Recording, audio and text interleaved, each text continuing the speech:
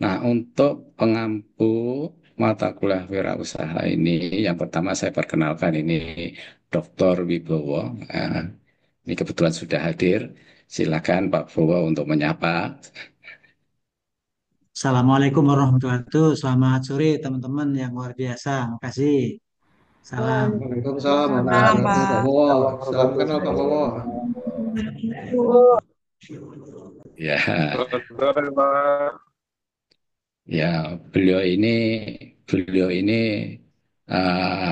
super sibuk ya. Beliau ini memang super sibuk, tapi alhamdulillah karena kecintaan beliau dalam dunia pendidikan masih bisa menyempatkan diri untuk membagi ilmunya dengan teman-teman mahasiswa dari TLM. Beliau tinggalnya di belakang kampus sebenarnya. Walaupun tinggalnya di belakang kampus, tapi mencari beliau itu sangat sulit ya. Jadi beruntunglah teman-teman semua ini bisa nanti belajar, sharing juga dengan beliau. Yang kedua ini Pak Kambang Saryaji. Pak Kambang Ya, sudah kameranya sudah bisa berfungsi. Pak Kambang silakan menyapa saya kameranya belum teman-teman. bisa berfungsi Pak, tapi ya alhamdulillah nih eh, ada device yang baru jadi saya gunakan dua device ya Pak ya. Ya mudah-mudahan Oh iya. di sini saya bisa mengenal teman-teman ya, teman-teman juga mengenal saya karena benar apa kata Pak Bagja kalau nggak kelihatan mukanya, rasa nanti di jalan nyapa nggak kenal gitu ya Pak ya. Pada prinsipnya luar biasa sekali saya bisa dapat bergabung kembali Pak Bagas, sekali lagi apresiasi, terima kasih telah memberikan amanah ini kepada saya dan tim juga termasuk Pak Bowo ya, Pak Pujo gitu untuk bisa mendampingi teman-teman dalam hal mata kuliah kewirausahaan. Demikian Pak Bagas, makasih. Ya, terima kasih Pak Kambang. Pak Kambang ini adalah salah satu alumni dari Poltekkes Jakarta 3 juga, dari TLM. Sehingga nanti teman-teman bisa sharing terkait dengan ilmu kelaboratoriuman. Satu lagi nanti yang akan mendampingi teman-teman itu Pak Pujo. Namun sayang Pak Pujo ini ada tugas yang lain. Mungkin nanti si sesi terakhir atau di minggu berikutnya baru bisa gabung. Teman-teman sekalian, izin saya akan share terkait dengan RPS ya yang sudah saya share ke Mas Danar. Apakah sudah kelihatan? Sudah, Pak. Halo, sudah kelihatan? Sudah, Pak. Belum, Pak. Oh, sudah. Sudah, Pak. Sudah, Pak. Sudah? Udah, Pak. Ya. Jadi mata kuliah ini bobotnya adalah 3 SKS ya. Yang isi satu teori dan dua praktek. Kalau di jadwal itu dari mulai jam 14 sampai jam 21 ya, selama 2 hari. Namun nanti di dalam teknik pembelajaran kita banyak sekali teman-teman diajak berdiskusi dengan narasumber ya, mempelajari hal-hal yang secara konkret yang ada di lingkungan kita. Jadi tidak 100% nanti Anda belajar secara teori sampai melotot begitu ya. Karena ini ada tugas-tugas khusus ya.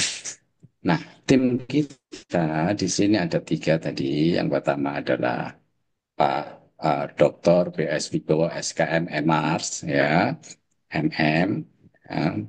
Kemudian Pak Kambang Saryaji MBiomed dan satu lagi adalah Dr. Andes Tujo ya, MM. Bapak sendiri hanya sebagai koordinator ya, PJ mata kuliah. Jadi hanya mengkoordinasi saja. Bapak tidak akan memberikan perkuliahan. Intinya di dalam mata kuliah ini teman-teman diajak untuk berpikir berwawasan bahwa seorang lulusan ATLM itu tidak hanya sebagai praktisi di laboratorium, tapi teman-teman diajak untuk menjadi seorang entrepreneurship ya, ya tidak hanya sebagai pekerja, tapi syukur-syukur Anda adalah sebagai seorang yang pemunya, yang memiliki cita-cita misalnya, memiliki 100 laboratorium yang bisa mendayakan, mengkaryakan teman-teman semuanya. Ya. Itu yang kita harapkan ya. Sehingga benar-benar seorang ATLM itu tidak hanya sebagai praktisi laboratorium. Nah, ini nanti akan dibuka wawasannya sama Dr. Wibowo. Adapun ya nanti materi-materi uh, yang akan dipelajari antara lain seperti ini ya. Yang lain-lain nanti bisa baca sendiri ya. Yang pertama ini adalah kontrak kerja kita. Kita akan dibuka urgensi dan mental kewirausahaan itu apa sih sebenarnya ya dari Dr. Wibowo nanti sama perubahan lingkungan yang harus dicermati oleh teman-teman yang khususnya bergerak di bidang uh, kesehatan. Apa yang terjadi di dalam perubahan lingkungan? Kemudian nanti juga akan mempelajari terkait dengan organisasi dan manajemen usaha laboratorium ini nanti dari Pak Kambang Saryaji. Kemudian juga akan diteruskan manajemen keuangan dan pembiayaan usaha ini oleh Pak Pujo nanti, karena Pak Pujo ini adalah seorang bankir, sehingga dia akan mengajarkan adik-adik bagaimana strategi mencari modal ya. Kemudian juga ada strategi pemasaran, sikap kunci sukses itu yang bagaimana dari Dr. Bowo, kemudian komitmen wirausaha itu bagaimana ya. Dan begitu seterusnya. Yang terpenting nanti adik-adik, teman-teman di sini diminta untuk menyusun sebuah proposal. Poin 10 ya. Proposal perencanaan pendirian usaha. Ini akan dipandu nanti oleh tim dosen ini. Nah, teman-teman akan diajak, nah, seandainya nanti lulus daripada D4TLM ini, bagaimana mendirikan sebuah usaha. Inilah yang akan dipelajari selama 8 kali tatap muka. Ya, 8 kali tatap muka itu di hari Selasa dan di hari Senin dan Selasa. Jadi 8 kali di hari Senin, 8 kali di hari Selasa. Teknik ujiannya nanti tidak harus khusus di hari tertentu, namun bisa include di saat memberikan tugas-tugas. Itu sekaligus nanti akan dilakukan penilaian. Kurang lebihnya seperti itu ya, teman-teman terkait dengan materi yang akan kita pelajari. Ya, nah, terkait dengan penilaian ini teman-teman bisa bisa baca sendirilah ya, termasuk bobot-bobotnya, termasuk referensinya, nanti apa saja yang terkait uh, dengan kewirausahaan ini. Ingat, bahan pembelajaran itu tidak mutlak hanya dari seorang dosen, tapi juga dari lingkungan kita, dari mana aja itu menjadikan sumber pembelajaran bagi kita. Ya. Nah, untuk hari ini setelah pengantar ini barangkali nanti Pak Bowo akan memberikan pencerahan terkait dengan topik yang pertama tadi, nanti bisa dilanjutkan dengan uh, sesi-sesi berikutnya. Adapun Bapak Ibu dosen yang ada di Bapak-Bapak dosen, ini jadwal tidak mutlak. Seandainya nanti di perjalanan, misalnya, oh pertemuan satu, pertemuan kedua, pertemuan ketiga, Pak Bowo tidak ada waktu, bisa aja nanti Pak Kambang yang masuk duluan. Ya, walaupun di sini Pak Kambang ada di pertemuan keempat, kemudian Pak Pujo di pertemuan kelima, kemudian nanti ketemu lagi di pertemuan ketujuh. Ini bisa fleksibel. Untuk itu, tugas dari PJ mahasiswa dalam hal ini Pak Danar. Mas Danar mana monitor Mas Danar? Siapa monitor, Pak? Nah, Mas Danar selaku PJ selalu koordinasi dengan dosen-dosen pengampu ini. ya 1 hari sebelum perkuliahan. Apakah Bapak bisa mengisi atau tidak? Kalau tidak, segera nanti koordinasi ada nggak dosen pengganti yang lain. Entah itu di dosen A, dosen B, dan dosen C. Sehingga diharapkan benar-benar waktunya itu tidak ada yang terbuang. Ya. Kemudian yang kedua, Pak Danar, Mas Danar, seluruh kegiatan perkuliahan itu harus tercatat. Ya, karena ini akan kita laporkan di jurusan, di prodi. Misalnya pertemuan pertama siapa yang masuk dicatat, ya. Yang kedua siapa sampai karena ini adalah tertib administrasi, termasuk juga absensi dari peserta didik, ya, dari seluruh mahasiswa. Itu tertib administrasi. Sehingga nanti di akhir perkuliahan semua dokumen-dokumen itu harus diserahkan ke prodi. Gitu, Mas Danar? Baik, dilaksanakan Pak. Siap. Nah, kan sudah pengalaman waktu statistik di tempo hari ya. Siap. Nanti tanyalah sama PJ Statistik. Ya. Kira-kira begitu. Oke, ini secara garis besarnya seperti ini. Nanti silahkan yang lain teman-teman bisa baca sendiri. Kemudian, Jen, saya akan share. Pak Bowo masih monitor, Pak Bowo? Monitor terus, Pak. Siap. Kelihatan teman-teman? Halo? Kelihatan, Pak. Kelihatan, Pak. Dan Kelihatan, Tadi, Pak. tadi di awal Bapak sampaikan bahwa mau ketemu Pak Bowo itu sulit. Karena kita lihat CV-nya seperti ini. Beliau itu salah satu pendiri dari PT Trasco yang ada di belakang kita. Ya. Jadi beruntunglah nanti teman-teman bisa menggali sebanyak-banyaknya terkait dengan ilmu wirausaha, usaha ini ya. Beliau juga tadinya dosen di Poltekkes Jakarta, Jakarta 2. Kemudian sampai sekarang masih mengajar di eh, Jakarta 3, kemudian di UI, FKM UI, UHAMKA, dan lain-lain. Nanti eh, teman-teman bisa tanya secara langsung dari beliau, ya, dari beliau. Kemudian sekilas ini eh, Pak Kambang, tadi sudah saya sampaikan Pak Kambang itu kelihatan? Halo? kelihatan, kelihatan. Kelihatan, Pak. Kelihatan. Kambang itu bekerjanya di Balai Besar Laboratorium Biologi Kesehatan, Dirjen Kesmas. Nah, jadi beliau ini memang backgroundnya adalah TLM awalnya, kemudian melanjutkan di M-Biomed. Dia seorang peneliti, namun dia juga praktisi aktif di bidang kelaboratoriuman. Sehingga tidak salah nanti teman-teman bisa menggali, sharing dengan Pak Kambang tersebut ya, dengan Pak Kambang ya. Ini CV beliau. Nanti Bapak share, silahkan dibaca saja ya, dibaca saja. Satu lagi nanti sama Pak Pujo, ya.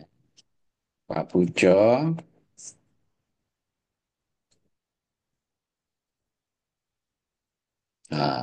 Bentar.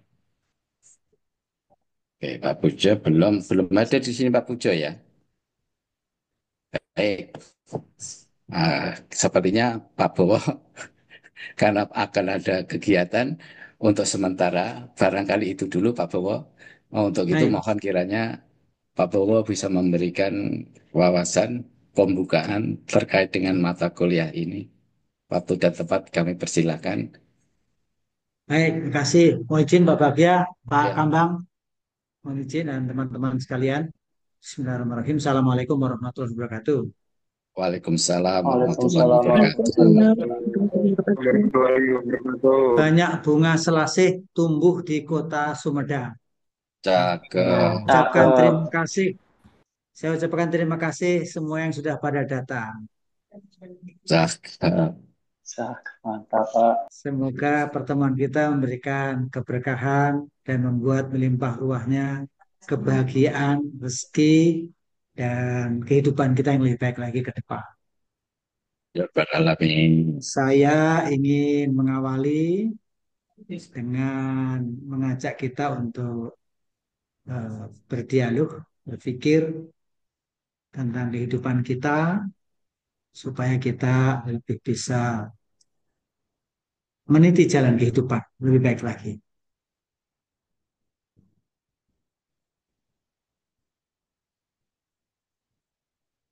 Izin share. Sudah kelihatan ya? Sudah, Pak.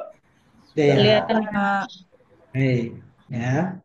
Di pertemuan awal ini saya ingin mengajak kepada kita untuk membuka pikiran kita. Ya, open your mind. Karena sesuatu diawali dari pikiran kita, ya, di niat kita. Dan ini penting sekali. Salah satu kebiasaan efektif yang dipakai oleh Seven Habits-nya, dia bilang start with end of mind. Mulai dari akhir pikiran kita. Dan pikiran kita ini menentukan, ya. Jadi ada lagi sesuatu diawali dengan niat. Innamal a'malu binniyat. Di pikiran kita, niat kita itu perlu kita set up yang bagus, ya, berpikir positif, positive thinking. Nah, setelah itu baru kita bisa merubah perilaku-perilaku kita, kebiasaan-kebiasaan kita. Jadi sesungguhnya tindakan kita tergantung niat kita, tindakan kita tergantung pikiran kita. Dan ketika kita berpikir positif, itu akan luar biasa mengaruhi perilaku kita. If you think can, you can. Kalau kita berpikir bisa, kita akan bisa, ya. Inilah pentingnya kita bersungguh-sungguh dalam melakukan perubahan-perubahan diri kita.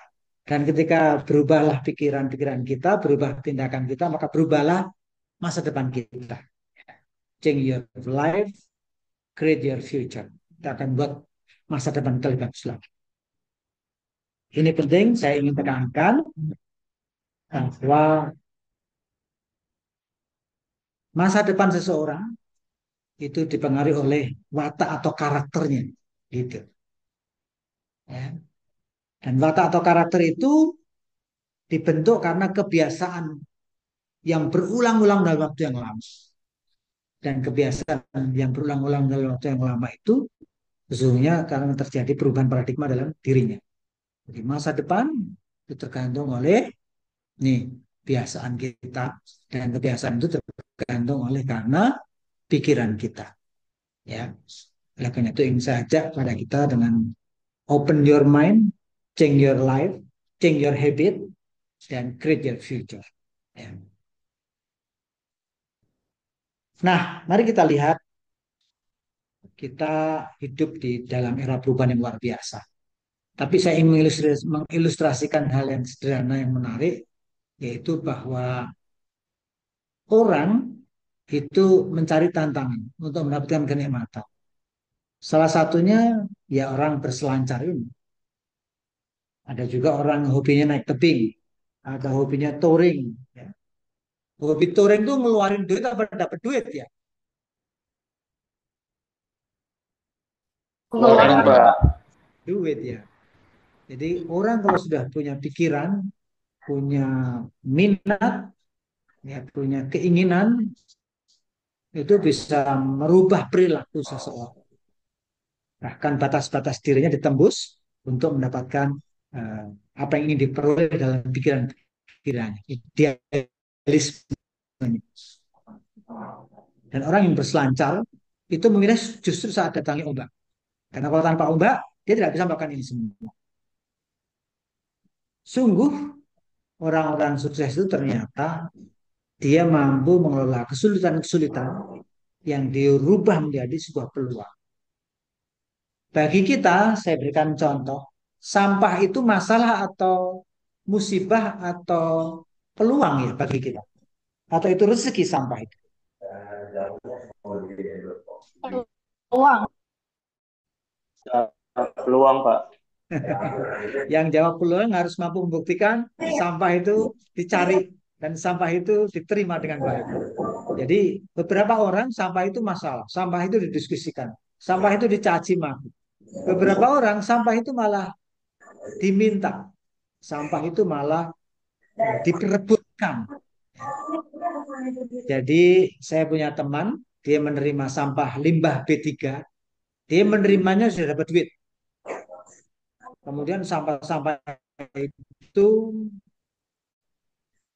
dikumpulkan dalam jumlah banyak, kemudian pasirnya yang dari Pertamina itu diayak sehingga ukurannya rata kecil, kemudian jadi batu bata dibakar, dan akhirnya saya juga dapat bagian. Itu yang saya maksud Pak Bagja, batu bata merah yang dibuat Siap, siap, wakafnya siap. itu dari sampah limbah B3. Ya, Sampah limbah B3 yang dibuang, dicaci, ditakuti. Bahkan ngejualnya pun mahal. Per kilonya pun kalau rumah sakit itu setahu saya sampai berapa ya? 3.000, berapa ribu gitu. 2 minggu sekali dianggotnya. Tapi bagi orang tertentu ternyata itu menjadi your problem is our opportunity. Your problem is our opportunity. Problem Anda justru peluang bagi kami. Jadi inilah kemampuan mindset kita berpikir, mentransformasi diri kita bahwa problem bagi orang, bagi kita menjadi peluang. Selama kita mampu mentransformasi, mampu merubah. Oleh karena itu saya ingin mengajak kepada kita, mari kita berpikir positif, mari kita selalu mengambil hikmah-hikmah dari apa yang kita jalani dalam hidup ini, dan mari kita selalu mencari sisi positifnya yang itu walaupun seringkali terlambat kita sadari, tapi itu baik. Orang berselancar justru datangnya saat ini. Orang bilang your problem is our opportunity. Atau begini, ibu-ibu pernah operasi melahirkannya dan cesar nggak di sini? Iya, Yang Pak. nggak PNS, yang bayarnya langsung berapa juta tuh ya cesar tuh ya? Berapa juta? Tergantung paket, Pak. Berapa juta Bu Nini? tergantung Sekitar rumah sakitnya. tergantung rumah sakit, Di rumah sakit tergantung berapa? paketnya. 16 sama. 16 juta. Iya, yang biasa itu Pak. Belum yang kalau ada yang erak-erak itu lebih lagi Gitu ya. biasanya.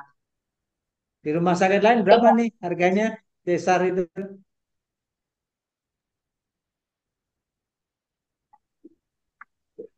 Bayangkan malam itu seorang suami dikabari oleh istrinya, oleh bidan atau dokter yang menangani bahwa dia harus operasi cesar. Dan ketika ditanya berapa biayanya begitu besar, gajinya nggak cukup, pasti nabung berapa bulan itu. Tapi setelah keputusannya suaminya ya udah cesar, gitu kan. Dokter yang menangani dia bersyukur, alhamdulillah dapat pasien hari ini. Itu kira-kira. Betul nggak? Di sisi lain saat ada kesulitan, di sisi lain orang bersyukur karena kesulitan. Ada anak nggak naik kelas, pengen anaknya pintar, ibunya nyari guru privat. Guru privatnya alhamdulillah ada yang jadi peserta privat begitu. Jadi sesungguhnya kesulitan-kesulitan itu bisa dirubah menjadi peluang selama kita mampu menyikapi, menyiapkan diri dan menghadapi itu semua dengan baik. Sepakat demikian? Sepakat, Pak. Siap, Sepakat siap, ya. sepakat. Hmm. Ya, Nah, Pak. di pengantar awal ini saya menyampaikan begini kira-kira. Saya tidak menganjurkan Anda berhenti bekerja setelah mendengarkan mata kuliah ini dari karyawan. Karena kita kan ini sekolah ini karena kita pengen naik pangkat atau pensiunnya bisa nambah. Umumnya demikian, ya. Jadi rata-rata kita ini adalah seperti saya bertahun-tahun. Saya jadi PNS tahun 1988. Pensiun dini 2017 usia 51. Gitu. Jadi saya memutuskan lebih cepat keluar dari PNS sebenarnya. Jadi 88 masuk, saya 2008 ngajuin keluar PNS nggak boleh. Ngajuin lagi waktu itu 2013 nggak boleh. Terus kemudian minta pensiun dini 2015. Tunggu dulu Pak, biar 51 setahun lagi. Akhirnya ngajunya 2016. Nah, baru SK keluarnya 2017. Gitu kira-kira. Jadi saya berbahagia sudah pensiun di usia 51 karena kalau dosen itu 65 dan kalau profesor itu adalah 70. Nah, teman-teman saya udah banyak yang profesor ini. Dulu ada Pak Arif, ada Bu Heni, ada Pak Najib, banyak sekali. Seangkatan saya udah pada profesor. Saya nggak kebayang umur 70 baru pensiun. Kemudian apa yang terjadi? Saya pernah ngisi acara di UIN Surabaya, Sunan Ampel. Bagian kepegawaiannya cerita, Pak Profesor 4E Pak, begitu pensiun Pak, gajinya nggak sampai 10 juta Pak, 8 juta aja nggak sampai, gitu kira-kira. Pada saat aktifnya gajinya begitu besar. Termasuk beberapa para jenderal saya punya teman juga demikian. Jadi apa yang terjadi di usia 60 itu justru di usia 70 justru dia mengalami turbulensi kehidupan. 65. Nah, oleh karena itu mari mata kuliah ini menyiapkan diri kita agar kita mengerti bagaimana kehidupan ini, agar kita menyadari bagaimana kita mengelola kehidupan kita. Ya, ini sangat bagus sekali di usia muda dapat mata kuliah ini. Karena dulu waktu kita kuliah, Pak Bagja, saya, mungkin Pak Kambang juga nggak ada mata kuliah kewirausahaan itu. Ya, jadi ini belakang ini baru muncul, kira-kira begitu. Nah, ini penting sekali untuk kita renungkan, untuk kita pahami, ya. Karena yang susah itu justru bangun ini namanya karakter. Ini yang mahal tuh, ya, karakter pengusahanya. Tekun, gigih, ulet, punya daya tahan kemalangan. Ya, awalnya memulai bisnis dari diri sendiri, kemudian teman-temannya, ya, akhirnya terus berkembang. Ya, alhamdulillah. Nanti saya ceritakan bagaimana kuadran dalam mencari gaji itu memang bervariasi sekali. Apakah kita sebagai karyawan, karyawan profesional, pengusaha, atau bahkan seorang investor. Ini semoga nanti mempengaruhi pikiran kita serta membekali kita supaya memiliki ilmu yang cukup ya tentang bisnis ini supaya saya berharap kita bisa mengembangkan diri kita untuk kehidupan yang lebih baik lagi. Ya. Nah, mengawali cerita kita ini, saya ingin mengajak Anda untuk mendengarkan, ya, yaitu bagaimana perjalanan bangsa-bangsa juga mengalami sebuah dinamika luar biasa. Saya coba share dulu.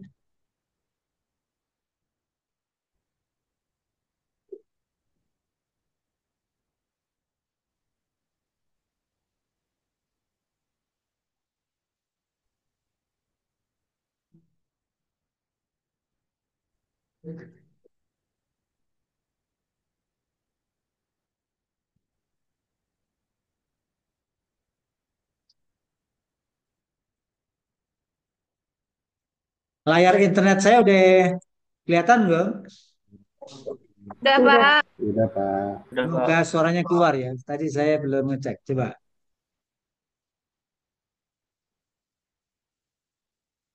Suaranya keluar nggak? Tidak ada suaranya, Pak. Tidak Pak. ada suaranya, Pak. Keluar. Nggak keluar, Pak. Udah keluar, Pak, suaranya. Belum ada, Pak. Belum ada. Oke. Saya ceknya slide share-nya. Termasuk suaranya.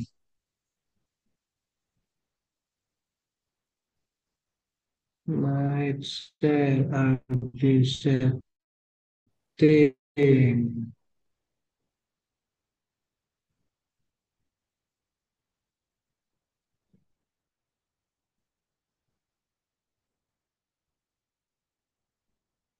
Sound share. Oke. Sudah. Coba lagi.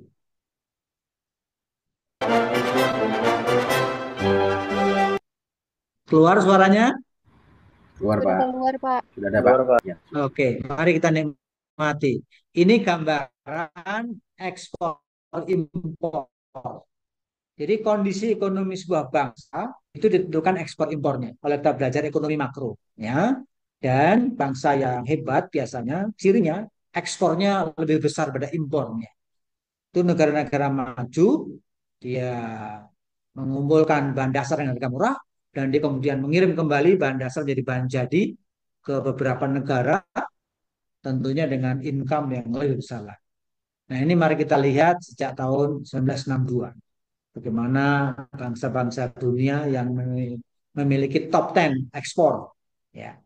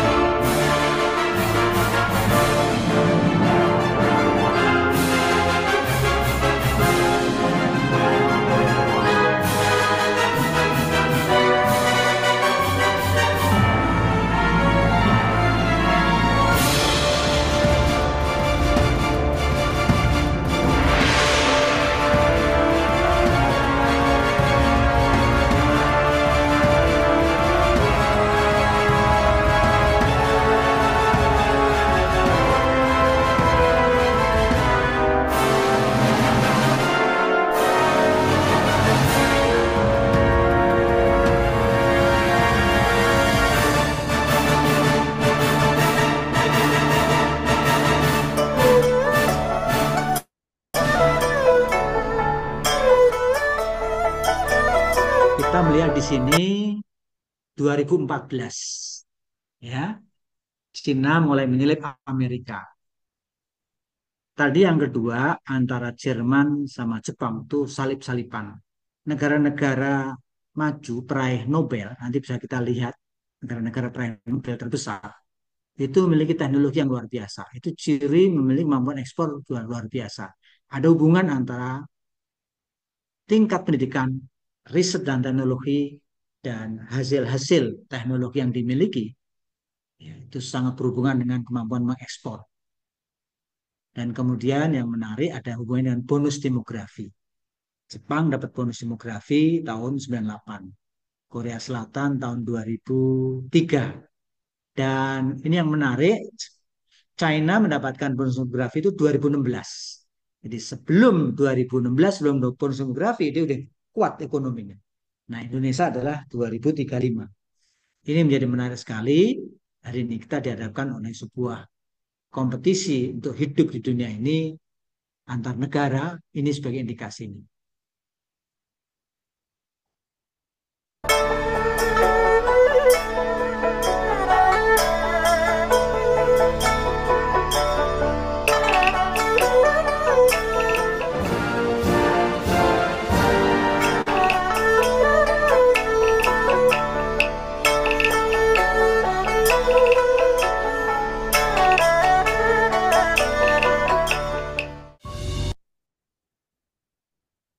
Ya, itu yang bisa kita lihat.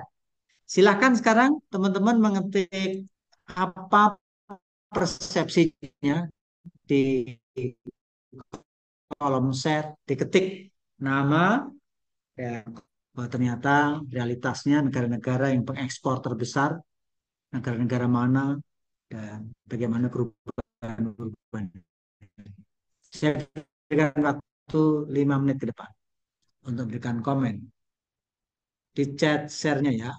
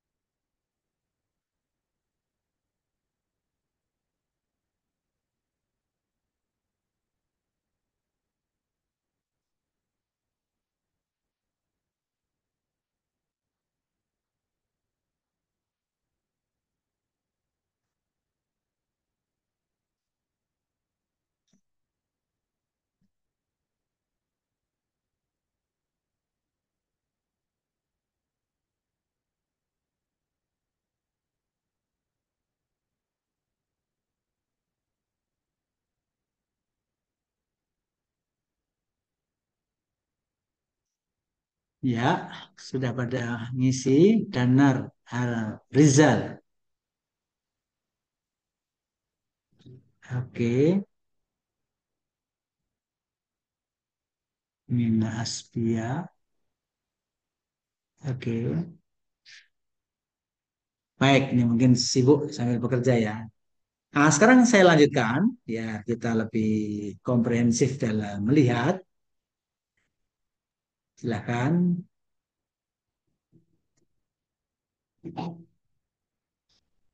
Nanti akan saya berikan wawasan sebagai pembanding kemakmuran masyarakatnya. Ya.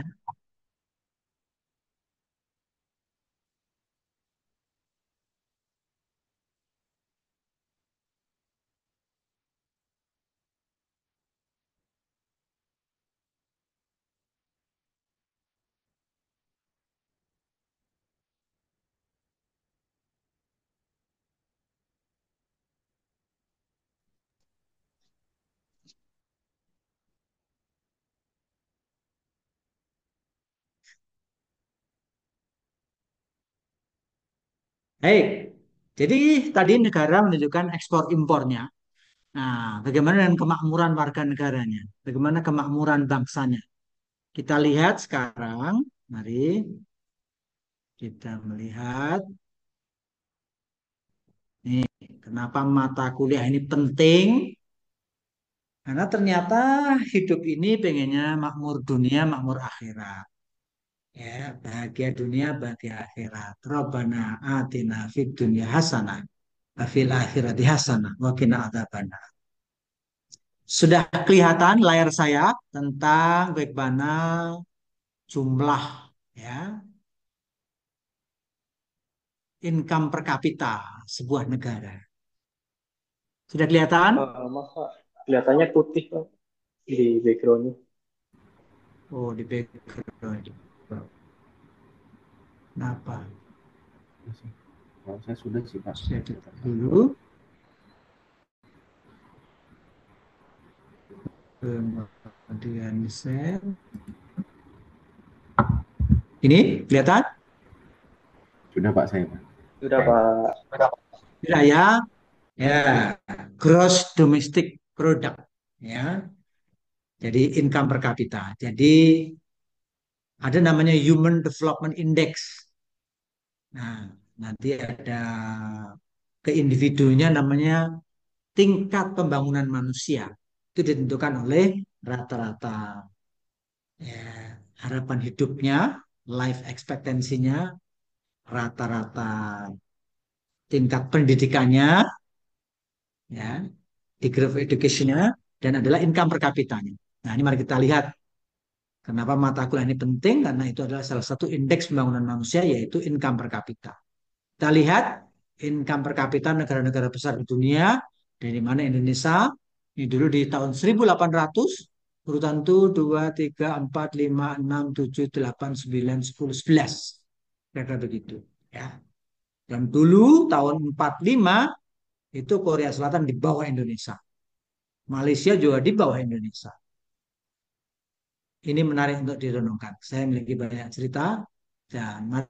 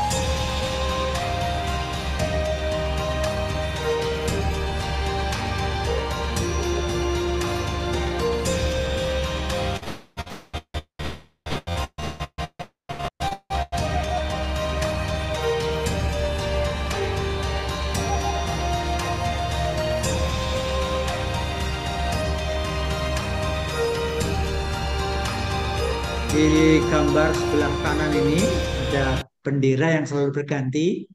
Kalau ini adalah bagaimana gross domestic product sebuah negara yang dihasilkan mereka, dan ini dampak terhadap income per kapita yang menjadi Human Development Index ya. Kita bisa lihat pembagiannya adalah jumlah penduduk gitu. Ini menarik untuk direnungkan.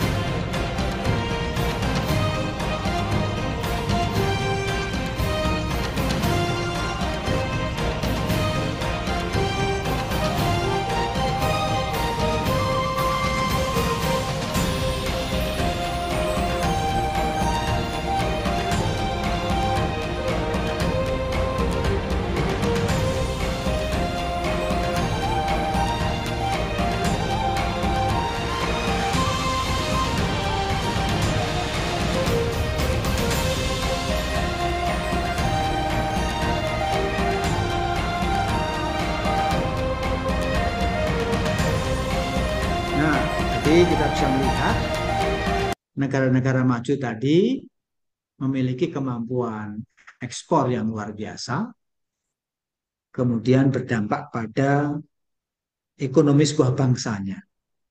Dan ini sangat dipengaruhi oleh penguasaan ilmu pengetahuan, teknologi, ya, kemampuan kewirausahaan sebuah bangsa itu penting sekali. Saya ingin mengajak pada Anda untuk melihat bagaimana hari ini kita mendengar Indomaret, Alfamart ya, tutup sampai 400 gerai ini. Kita melihat Robinson pada tutup. Kita melihat banyak toko-toko tutup karena eranya era online dan digital. Ya, kenapa sebabnya? Sementara di pabrik tertentu dia menggunakan teknologi robot ya seperti otomotif Toyota. Saya pernah diundang ke pabrik Toyota itu, motor itu cuma 4 menit jadi satu. Kalau mobil itu 15 menit assemblingnya jadi satu. Itulah kira-kira kebayang di kita, negara harus kuat dan kemudian mampu menciptakan lapangan kerja dan sangat membutuhkan teknologi-teknologi yang bagus. Dan kita ditantang ya, bagaimana agar kita lebih kuat, lebih baik lagi. Satu lagi yang saya ingin tunjukkan pada kita agar terbuka wawasan kita, agar negara kita siap menjadi bangsa yang besar, bangsa yang maju. Industri 4.0 4.0 di gudang Amazon. Ya, coba, semoga pas keluar. Nah, ini dia nih.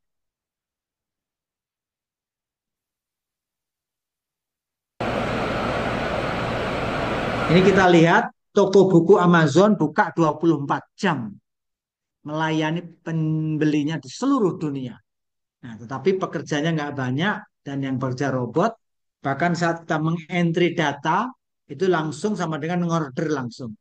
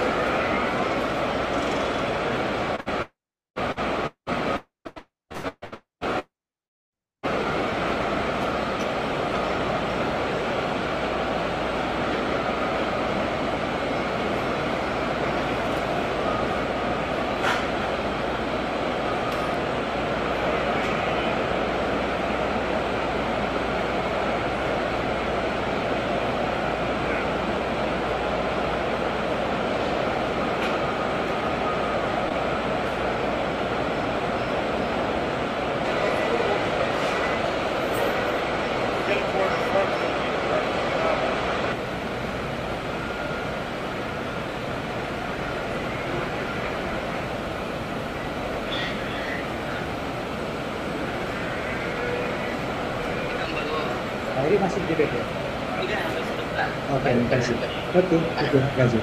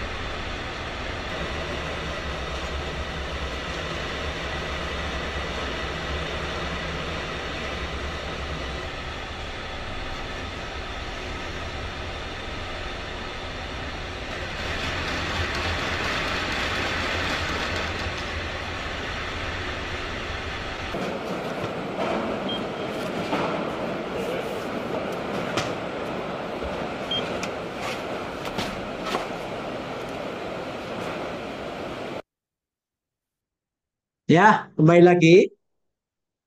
Saya telah memaparkan sebuah kondisi, informasi Semoga membuka pikiran kita tentang bagaimana ekonomi sebuah bangsa dan teknologi yang dimilikinya,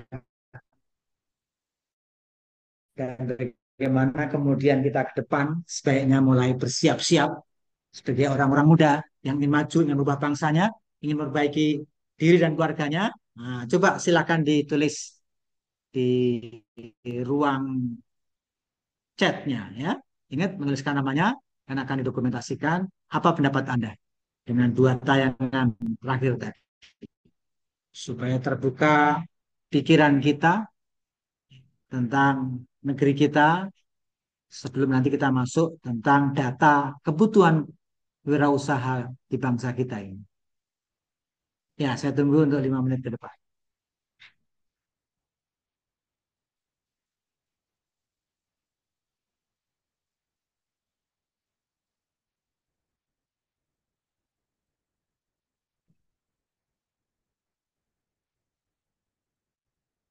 Silakan semuanya mengetik setelah melihat paparan data, fakta, kemudian kita gunakan logika dan analisa.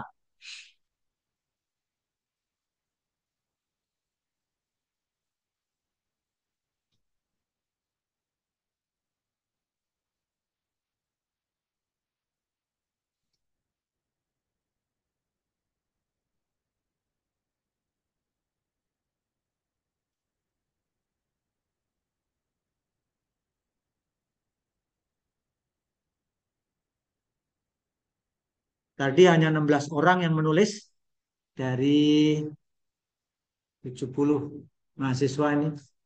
Mohon aktif.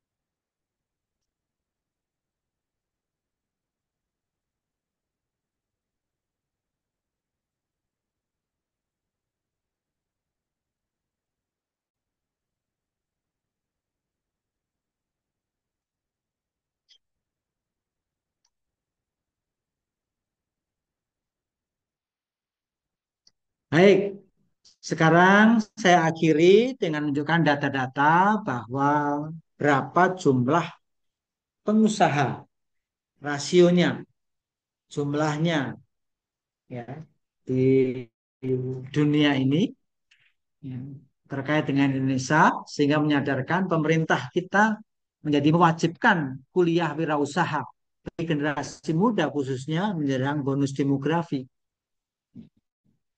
Inilah menjadikan alasan kenapa mata kuliah ini menjadi mata kuliah wajib walaupun hanya memberikan pengantar saja sebagai sebuah eh, apa ya awalan lah untuk memberikan kita agar terpapar kondisi ekonomi bangsa kita sehingga kita sadar untuk bisa berubah, memperbaiki diri. Mereka begitu. Mari kita lihat. Sudah kelihatan halaman internet saya? Sudah, Pak. Kelihatan ya. Anda bisa ketik ya jumlah pengusaha di negara ASEAN atau banyak hal yang bisa kita ketik ya. Keluarlah data seperti ini. Ya, ini data seperti ini itu. Peringkat wirausaha Indonesia nomor 2 terendah di ASEAN. Tuh, ya. Jadi ini tahun 2018. Nih, 2018 ternyata jumlah kita kalah ya, dibanding dengan negara-negara di Asia Tenggara lainnya. Ini data yang pertama nih yang bisa kita miliki 2018. Dan saya berikan contoh yang lain datanya. Tadi itu ini data 2000 negara.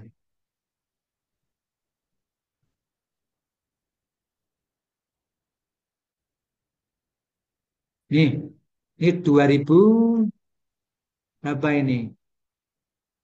2015 Kompas. Nah, tuh ternyata datanya seperti ini kondisinya. Kita itu 1,7%. Data menurut Kompas. Nah, ini saya simpan supaya nanti bisa dilihat. Ya. Kemudian kita lihat lagi data yang lain.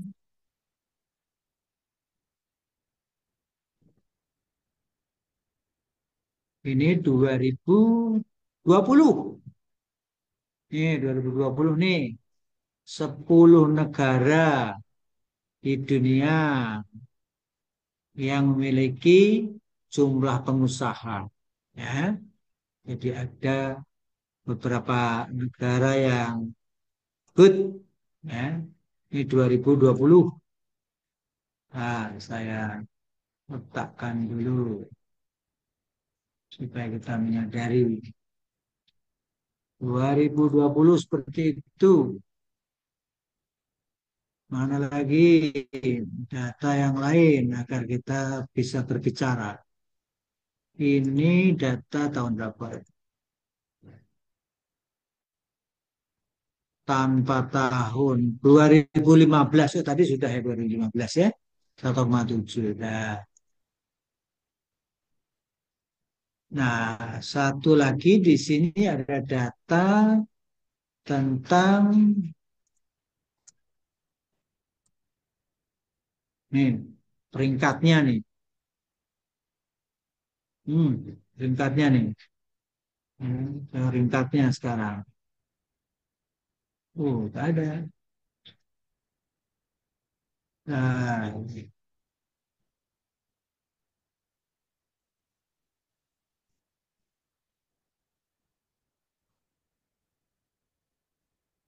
tidak bisa saya ambil gambarnya saja kalau gitu.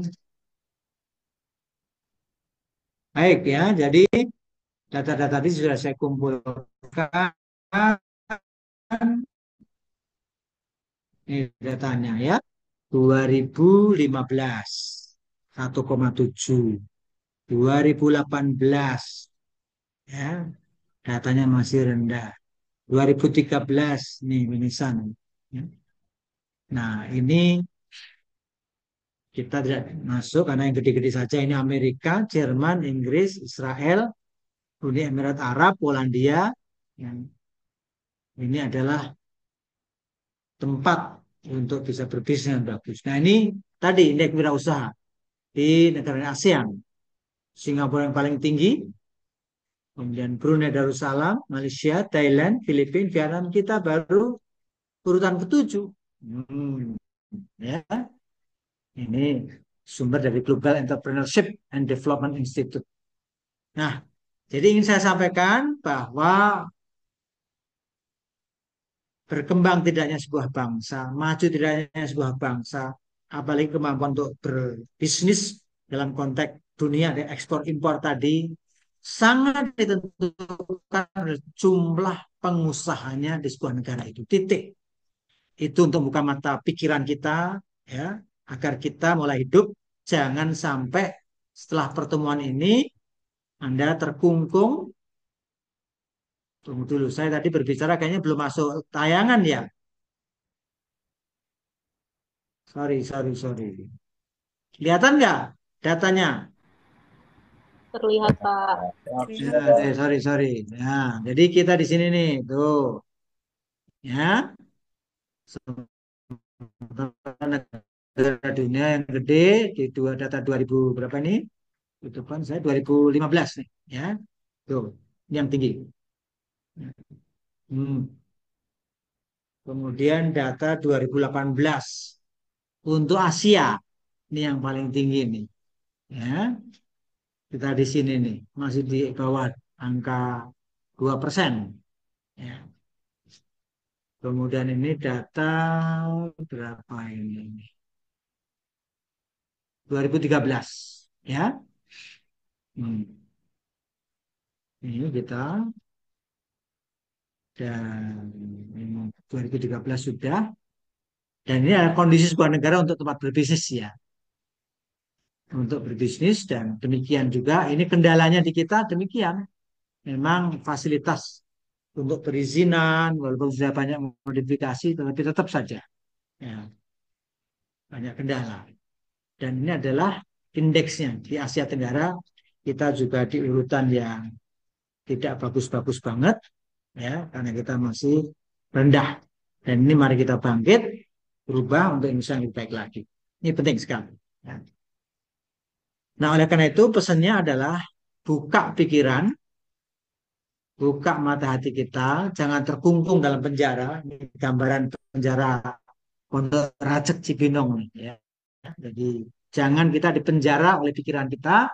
Kalau kita mau ingin makmur secara ekonomi bangsa kita, keluarga kita, diri kita, ajarkan mereka tentang berbisnis. Ya. Karena Allah buka 10 pintu rezeki, 9-nya dari dagang. Ya. Jadi pintu terbuka untuk mereka yang bergaji tanpa batas dalam jumlah besar adalah dengan berbisnis. Bagi teman-teman yang memang model mentalnya dan juga pekerjaannya sebagai pegawai negeri, sebagai karyawan, ini PR buat kita untuk mentransformasi diri kita agar kita bisa lebih baik lagi ke depan. Ini sebagai pengantar pertemuan awal untuk membangun mental bisnis, pikiran bisnis, kesadaran berbisnis untuk bangsa dan negara dan diri kita, keluarga kita. Agar kita menjadi bangsa yang kuat, maju, semakin kaya, kita semakin bisa dermawan. Dan kalau kita peluangnya tidak kaya, itu peluang istilahnya sedekahnya sedikit. Ya, yang hebat lagi sudah sedikit, dia masih bisa berbagi kepada orang lain. Itu keren banget. Ya. Demikian pengantar kita pada hari ini. Jika ada pertanyaan, oh tunggu dulu, kembali lagi, tulis dulu fakta-fakta jumlah wirausaha tadi di kolom chatnya, ya, beri pendapat. Saya berikan tambah satu lagi, kata McClellan, ahli kinerja, motivasi berprestasi. Beliau mengatakan sebuah negara itu akan bagus kalau jumlah pengusahanya minimal 2,5%. Sekarang yang bilang baru ada sampai 3%. Jadi kita belum mencapai negara yang stabil secara ekonomi karena rata-rata kebanyakan kita adalah karyawan. Ini penting sekali. Mari kita tingkatkan kemampuan untuk berbisnis kita agar kita memiliki keuangan tambahan agar bangsa kita semakin kuat. Cuman memang karakternya tekun, ulet, gigih, selalu berinovasi, produknya terus berkembang. Ya. Apa pendapat Anda dengan jumlah pengusaha di negara NKRI? Ya. Nih, tuh, silakan. Saya berikan waktu 5 menit ke depan. Jangan lupa menuliskan nama karena akan didokumentasikan. Tadi kata Pak Bagja, inilah salah satu keaktifan kita sebagai nilai-nilai tambahan. Semuanya lulus, tapi ada perbedaan di nilai. Gak usah khawatir, semuanya lulus. Mbak, bisa coba setahunnya. Terus gimana caranya? Ya, harus dulu linknya tadi mana?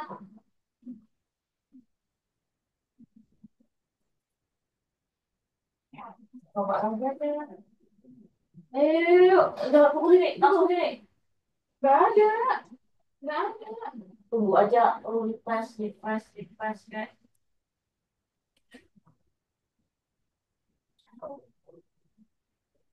Aku udah bisa follow sih. Feeling gue, nanti dia buka hari lagi gak ya? Oh, buka hari lagi, gue mau deh. Tapi enggak sih, ya, enggak.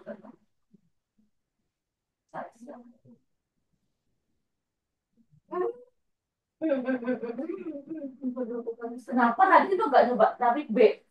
Aku udah nyoba B dari tadi loh. Udah, pas aku udah bisa masuk tuh tahu-tahu solve, udah nggak bisa diklik. Beneran. Terus pas aku mau masukin email nih kan aku langsung mau masukin email yang ini kan tadi. Terus sama kayak temen gue nih tulisan kayak gini dia.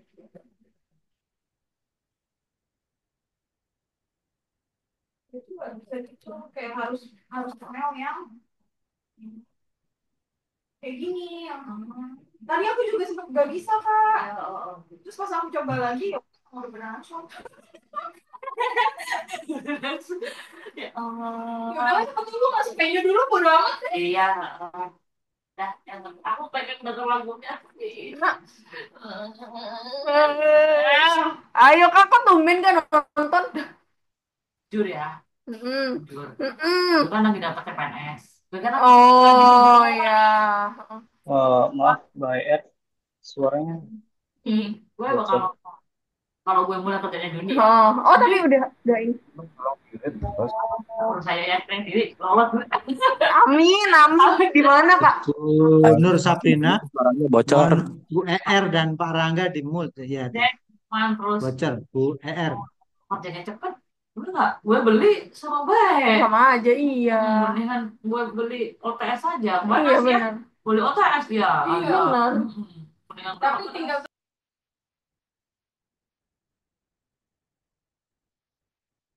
Ya, makasih Pak Afrian. Sama-sama, Pak.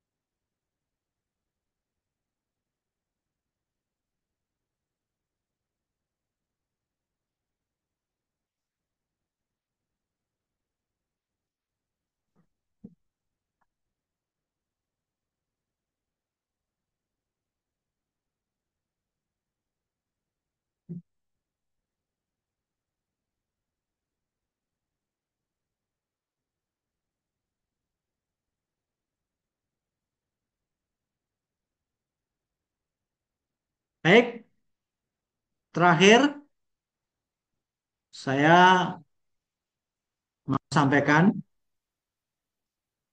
untuk sekaligus tugas nih. Nah, di depan kita ada data tentang 10 pesepak bola dengan pendapatan tertinggi di dunia. Ya, tuh. Dan nama-namanya tuh ada sumber-sumbernya. 5 pemain ya punya gaji termahal di dunia. Ya, ini ya gajinya luar biasa. Saya cerita sedikit tahun 2002 saya ke Eropa sebulan lebih. Waktu itu bersamaan dengan Piala Sepak Bola Dunia di Korea Selatan. Nah, kondisinya di Jerman kalau lagi ada pertandingan tuh wah, orang pada nonton semua. Di stasiun sepi gitu waktu final itu menjelang semifinal. Tapi yang menarik ketika saya ikut mendengarkan mereka menonton gitu kan, ada celetukan, dasar orang kaya, mainnya jadi nggak enak gitu. Saya itu baru terbuka pikiran saya, kata-kata dasar orang kaya gitu ya. Dan ternyata terungkap dari data-data yang saya ambil ini, Anda bisa klik nanti. Ternyata waktu itu saja pemain sepak bola itu memiliki kontrak 1,2 juta euro per tahun gitu per tahunnya. Jadi satu bulannya 100.000 euro. Ya. Padahal teman saya Profesor Angguti, beliau itu punya rumah sakit ya sebulan katanya 25.000 euro. Dia dapat take home. Orang Indonesia dari kedokteran Trisakti kemudian di Jerman ambil spesialis jantung dan istrinya orang Jerman, associate professor. Dan di sana seorang profesor itu gajinya adalah 10.000 karena beliau punya rumah sakit lebih kan 25.000. Kalau mahasiswa S3 beasiswa itu beasiswanya adalah seingat saya 1,2 1.200 euro. Kalau S2 800 euro waktu itu. Ya uang yang sangat besar. Karena euro hari ini begitu tinggi ya. Nah, jadi ternyata gaji manajer butik atau manajer BMW itu sebulan 75 euro. Jadi pemain bola tadi rupanya di atas gaji seorang petinggi BMW. Nah, padahal di sana ya mobil yang di, di apa ya favorit lah ya Mercy, BMW itu di Munchen. Saya sempat ngambil juga di Munchen. Nah ini sebagai tugas mandiri nanti coba ya link-link nanti dibuka. File sudah saya kirim ke Pak Bagja. Nanti Pak Bagja bisa kirim ke teman-teman koordinator. Berapa nilai kontrak gaji mereka dalam rupiah. Nah, kita lihat saja ya. Paling tidak 1, 2, 3 urutan tertingginya dari link-link yang tadi. Atau yang sekarang silahkan dari sumber manapun. Silahkan nanti. Tapi yang ingin saya maksudkan di sini nih. Setara dengan pendapatan gaji siapa itu. Setelah kita dapat nomor. Ya. Di pemain bola asal profesional. Kira-kira begitu. Pemain catur asal profesional. Kira-kira begitu. Dosen asal profesional. Kira-kira begitu. Ya. Pedagang asal profesional. Itu penting sekali. Jadi memang kalau profesional apapun pekerjaannya menjadi menarik sekali. Penerjun payung profesional. Kira-kira begitu. Nah, jadi setelah berapa besarnya setara dengan pendapatan siapa di Indonesia gaji itu. Nah, coba kemudian kita per bulan dapat berapa jujur saja dibanding dengan sepak bola tadi kita berapa apa ya persennya, apa kita 1/10-nya, apa kita berapa ya, coba aja silahkan dihitung nanti dengan jujur ya supaya kita menyadari mengapa mereka bisa sukses bergaji besar. Tolong ya mulai ditelaah ya, sebagai tugas mandiri dari kasus ini apa pelajaran penting yang bisa diambil serta apa rencana Anda ke depan. Itu tugas yang pertama, melihat ya, orang-orang yang memiliki gaji bola hari ini, ya, nilai kontraknya per tahun atau per bulan jadi berapa kebaca oleh kita kan ya. Oke. Ini sudah kelihatan di sini, salah satunya adalah beda dengan dulu, sekarang 130 juta euro Dulu cuma 1,2 juta euro di 2002 itu. Sekarang 130 juta euro. Kita lihat yang lain ya. Nah, selanjutnya ini dia. Tolong pelajari secara mandiri tentang konsep cash flow kuadran sebagai letak dasar bagaimana kita bisa mengelola aset kita dan bagaimana mendorong kita untuk sadar untuk berbisnis.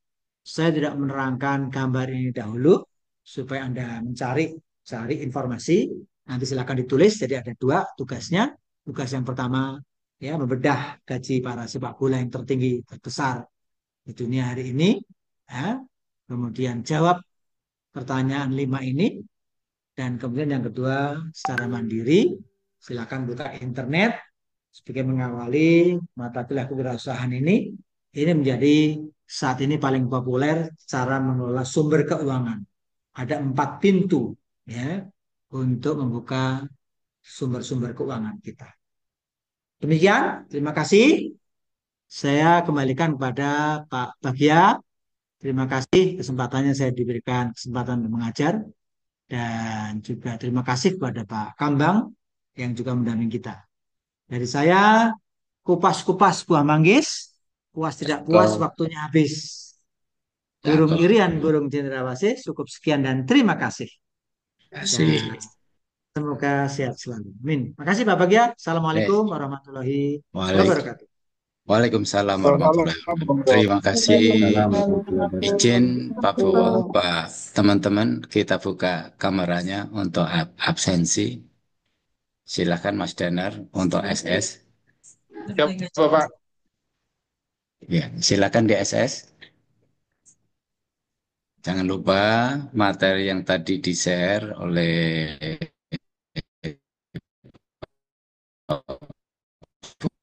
dipelajari diskusi untuk pertemuan berikutnya ya. Jadi teman-teman sekali-kali nanti Pak Bowo akan mengajak siapa yang akan bicara. Tidak hanya mendengarkan. Nah, dari tadi yang bicara dosennya terus. Sekali-kali Pak Bowo kita tunjuk, silahkan nanti diajak saja yang untuk bicara. Ya. Ya. Silakan Mas, di SS siapa yang sudah? Siap sudah Bapak. Sudah. Baik teman-teman, barangkali pertemuan kita yang pertama ini kita disudahi sampai di sini ya, karena kita harus break sholat asar. Selanjutnya adalah tugas mandiri. Silahkan materi sudah Bapak share ke Mas Danar. Mas Danar silakan ke teman-teman yang lain untuk dipelajari, boleh mandiri, boleh individu, boleh secara kelompok. Nanti Pak Bowo akan mengirimkan grup, ya, akan membuat grup ya Pak ya? Ya. Grup WA, sehingga nanti diskusi itu bisa dikirim lewat grup WA. Ada yang mau disampaikan sebelum kita tutup? Silakan yang mau bertanya. Ya, silakan. Pak. Ya, silakan aja.